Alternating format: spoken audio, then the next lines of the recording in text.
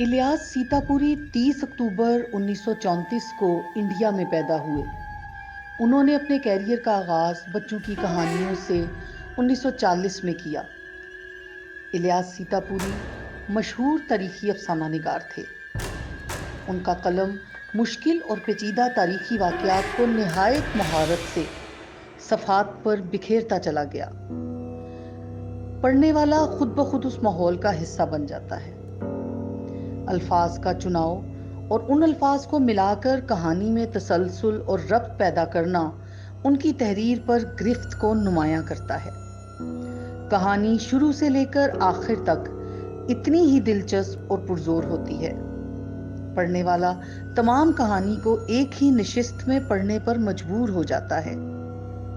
उनके मशहूर नावल दास्ताने हूर, सिकंदर आजम, शीशे की दीवार, तलाशे बहिश्त हैं। वो बिलाशुबा एक तारीखी मुसन्निफ थे। जब तक दुनिया कायमो दाइम है, उनकी तहरीरें उनको जिंदा रखेंगी।